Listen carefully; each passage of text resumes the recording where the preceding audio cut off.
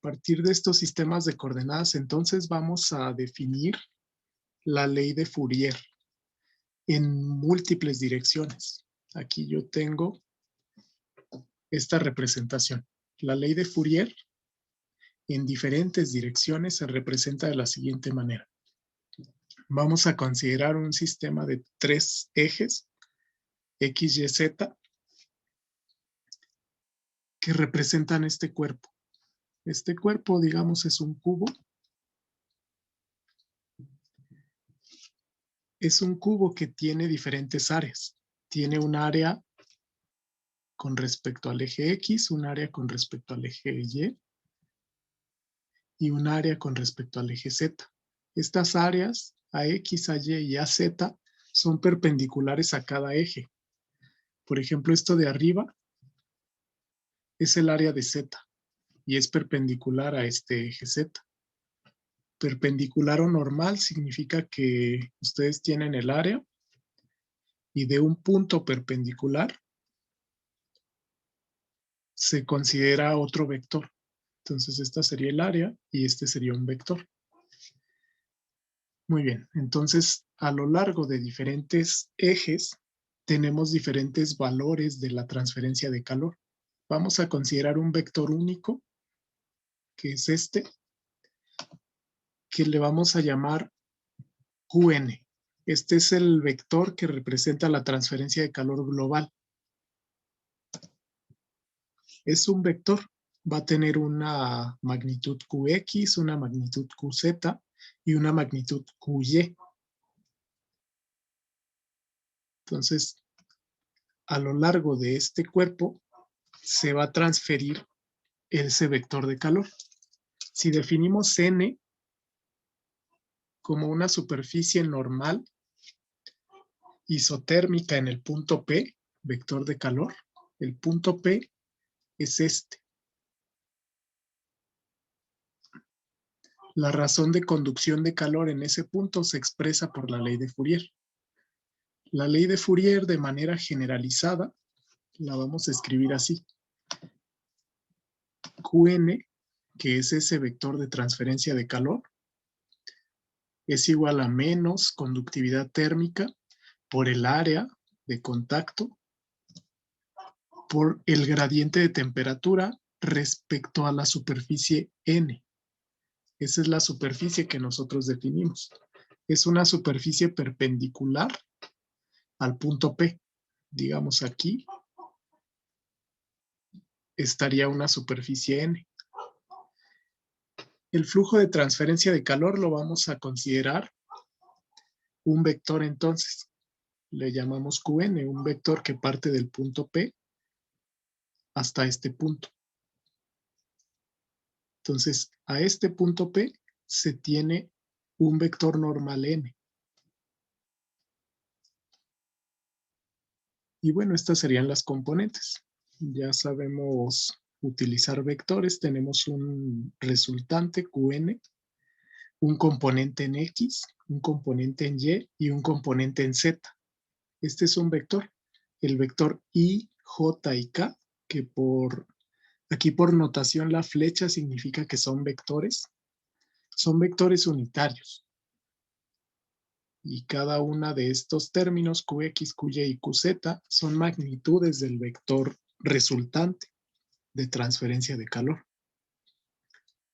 Entonces, con esas magnitudes, la ley de Fourier se expresa con estas tres ecuaciones.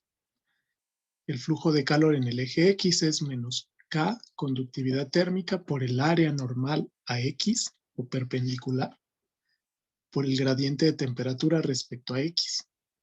Aquí se coloca derivada parcial porque la temperatura cambia en los tres ejes. Cambia en X, cambia en y cambia en Z. De hecho, aquí debería ser Y.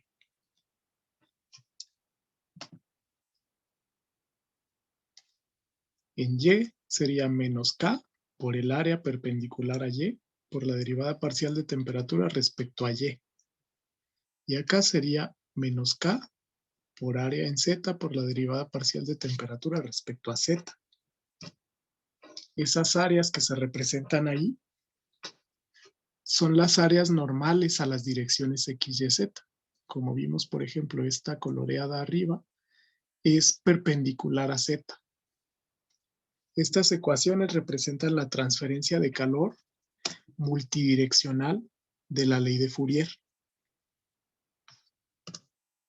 Vamos a ver ahora otro componente importante para el estudio de la generación de calor. Vamos a definir este término. La generación de calor en un cuerpo es un fenómeno volumétrico. Vamos a expresarlo de la siguiente manera. Nosotros estamos asumiendo propiamente, por ejemplo, en todos los tipos de transferencia de calor que hemos utilizado, que el cuerpo propiamente no genera calor. Sin embargo, en algunos sistemas hay transferencia de calor propiamente por un medio. Por ejemplo, el sol genera calor, genera cierta cantidad de calor independientemente del proceso. Sabemos que el sol genera calor por fusión nuclear. En el universo básicamente se combinan 4 átomos de hidrógeno para formar núcleos de helio. Esta es una reacción de fusión nuclear que libera una gran cantidad de energía.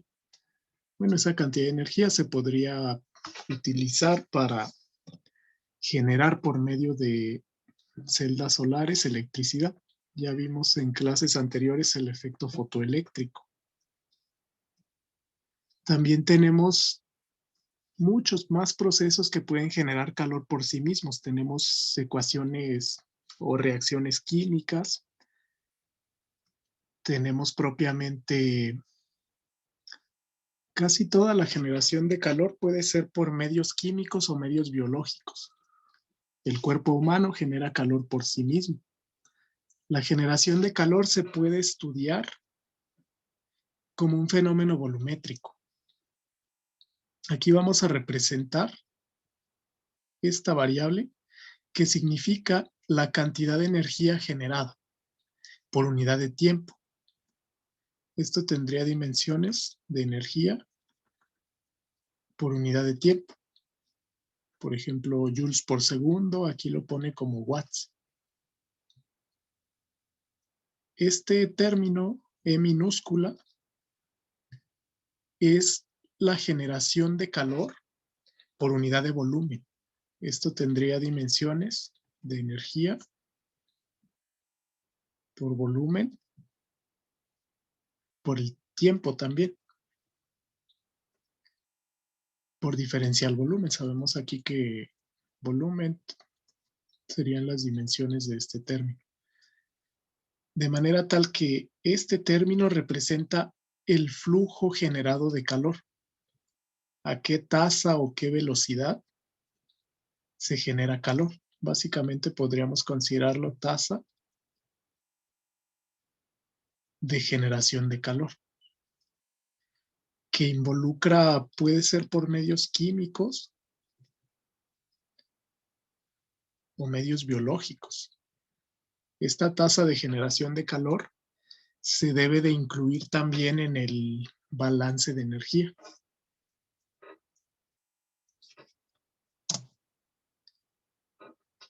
Ok, entonces vamos a definir inicialmente la ecuación en una sola dimensión de conducción de calor.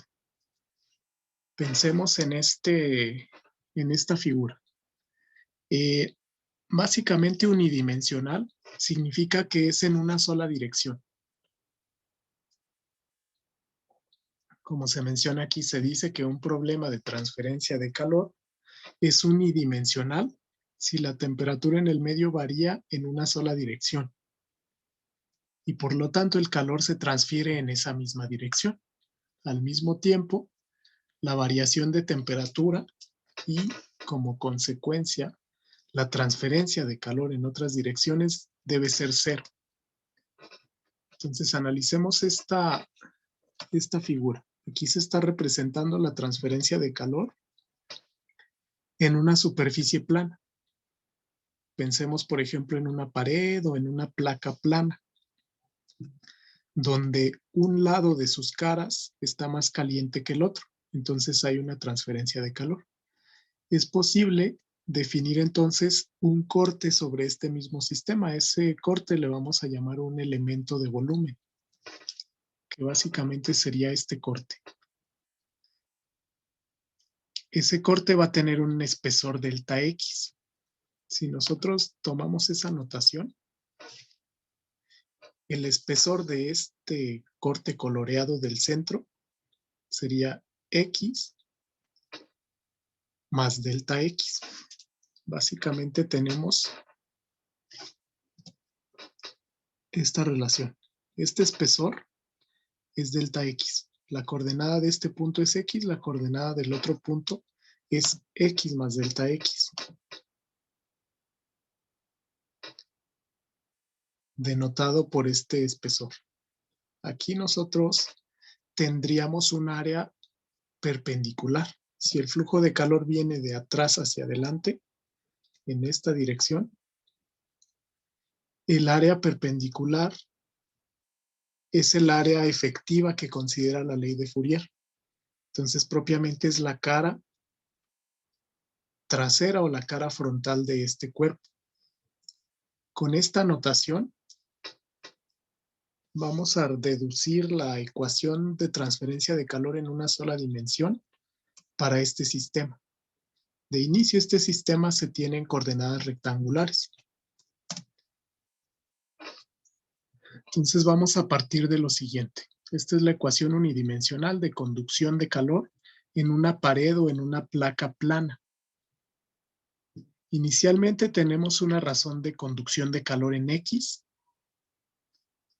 es decir, detrás, que es esto, menos una razón de conducción en X más delta X, que sería la cara frontal. Esto más la velocidad de generación de calor en el interior del elemento, que es propiamente la energía generada. Y eso es igual a la razón de cambio de la cantidad de energía que tendrá este sistema. Si le ponemos las variables,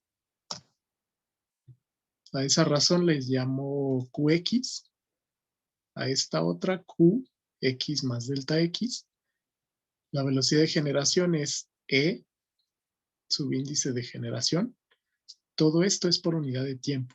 Entonces eso equivale a la razón de cambio del contenido de energía del elemento por unidad de tiempo. En términos diferenciales la podemos escribir así. Vamos a ver de dónde surge. Propiamente este cambio de energía por unidad de tiempo se llama acumulación de energía.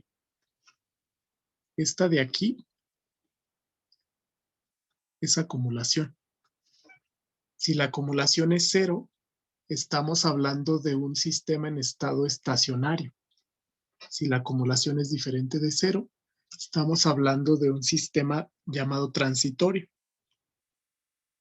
Vamos a hacer lo siguiente. A partir de esa ecuación, vamos a denotar el cambio de energía del elemento por esta ecuación. Sería el cambio de energía en un instante de tiempo t más delta t. Pensemos que en este sistema pasa un tiempo delta t, es decir, desde un tiempo inicial t, pasa un instante de tiempo delta t. A esto se refiere este valor. El cambio de energía sería la energía en el instante final, en el instante t más delta t, menos la energía en el instante t. Esta cantidad de energía se puede representar como la masa, capacidad calorífica, por el delta de temperatura.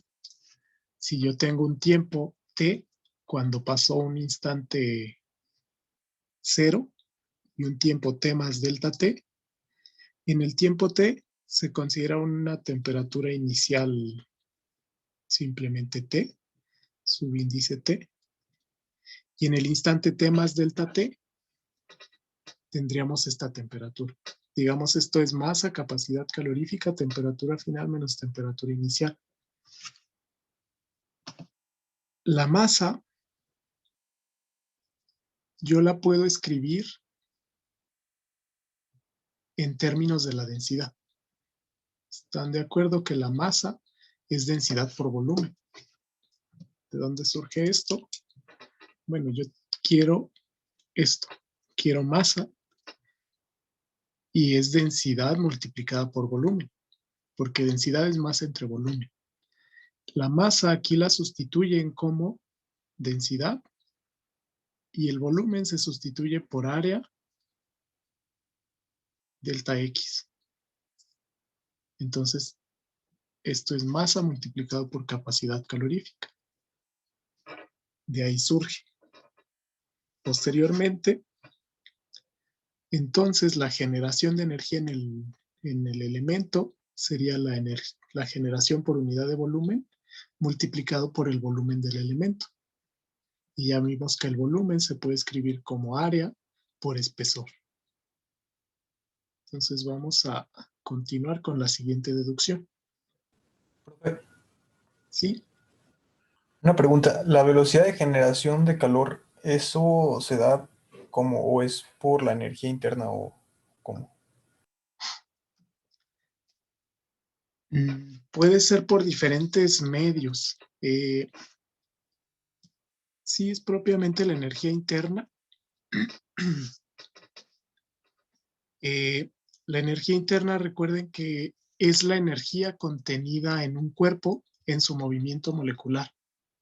Si nosotros calentamos un cuerpo, ese movimiento molecular aumenta, entonces se genera cierta cantidad de energía en el elemento.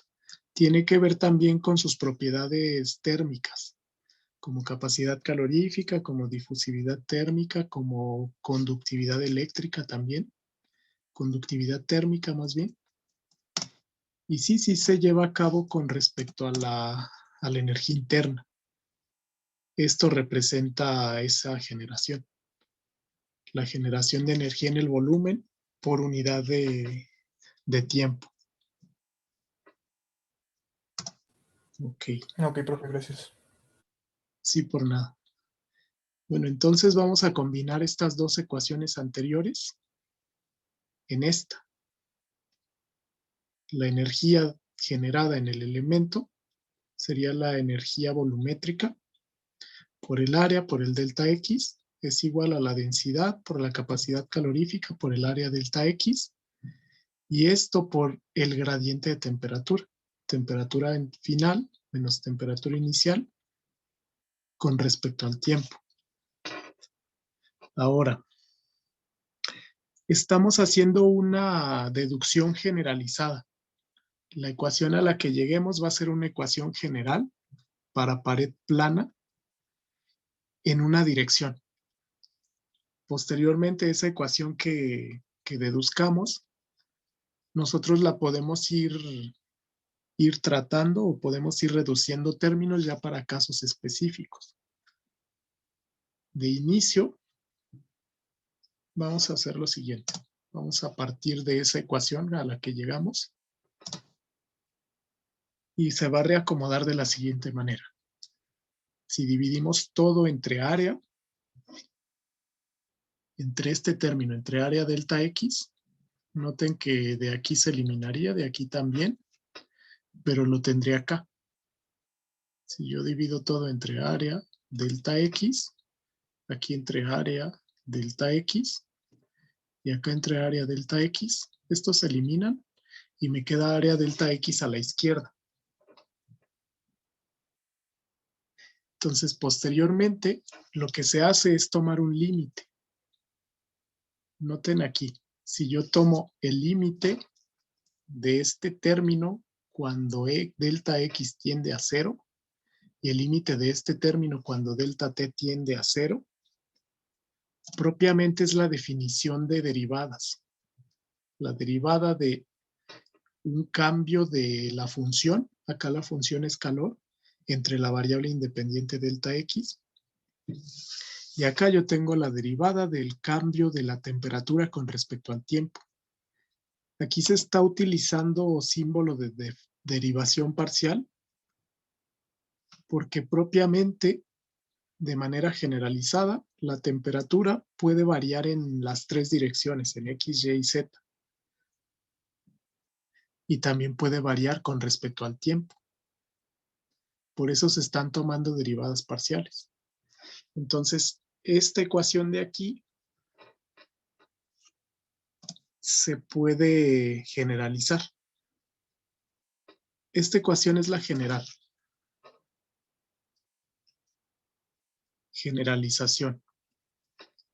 Y dependiendo del tipo de variable que yo considere, yo la puedo reducir a estos casos. Cuando la conductividad es variable o cuando la conductividad es constante.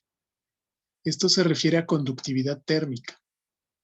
Cuando K es variable, es decir, es función del tiempo o es función de la temperatura.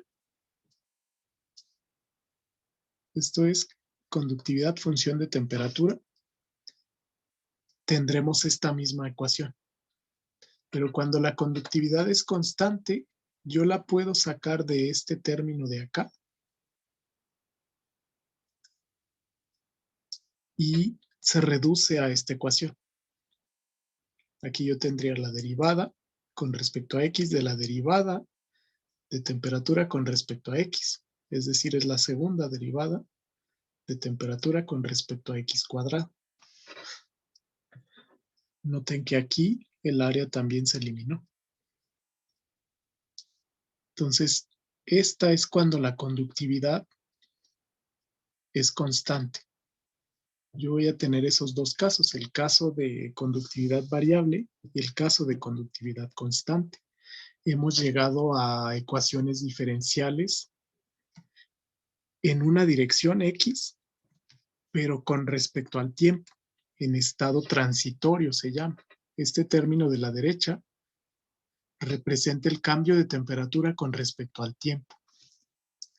¿Cómo sé o cómo ubico cuando un sistema es transitorio o es estacionario? Básicamente con el flujo de calor. En un sistema con flujo de calor constante a lo largo del tiempo, es un sistema estacionario. Si el flujo de calor no es constante, es un sistema transitorio. Vamos a analizar los casos. De esa misma ecuación de conducción de calor, básicamente podemos transformarla dependiendo del tipo de sistema. La ecuación anterior que vimos que es generalizada involucra estos términos. Si yo estoy considerando una dimensión en estado estacionario, es decir, no hay generación, yo puedo eliminar este término de aquí. Este término es la generación. Y para una pared plana con conductividad constante, yo puedo eliminar también este sistema. Este término se elimina cuando no hay generación y este término se elimina cuando no hay variación de temperatura con respecto al tiempo. No hay acumulación. Entonces, me quedaría simplemente segunda derivada de temperatura respecto a X cuadrada es igual a 0. Otros casos especiales vamos a considerar régimen estacionario, es decir, no hay variación de temperatura o de otra magnitud con el tiempo. Se reduce a esta ecuación. Segunda derivada de temperatura respecto a X cuadrada más la generación volumétrica entre K, conductividad térmica, igual a 0. Noten que aquí ya cambió por derivadas totales. Si elimino el tiempo, solamente me queda la variable X, entonces es una derivada total, ya no es una derivada parcial. En régimen transitorio sin generación de calor, esta cantidad de energía que se genera va a ser 0. Entonces, si no hay generación, elimino este segundo término. Y me quedaría lo siguiente. segunda derivada de temperatura respecto a x cuadrada, es igual a 1 entre alfa. Alfa, recordemos que es la difusividad térmica, que nosotros la definimos como en términos de K y en términos de capacidad calorífica. Eso era difusividad térmica. Era... ok, hay que revisar. No recuerdo bien si es conductividad térmica entre capacidad calorífica o a la inversa. Alfa es la difusividad térmica. Y finalmente, en régimen estacionario, no hay acumulación ni hay generación. Entonces, directamente, esta segunda derivada de temperatura con respecto a X es igual a 0. Entonces, estas ecuaciones que acabamos de deducir aquí van a ser los casos especiales de una transferencia de calor en una sola dimensión por conducción.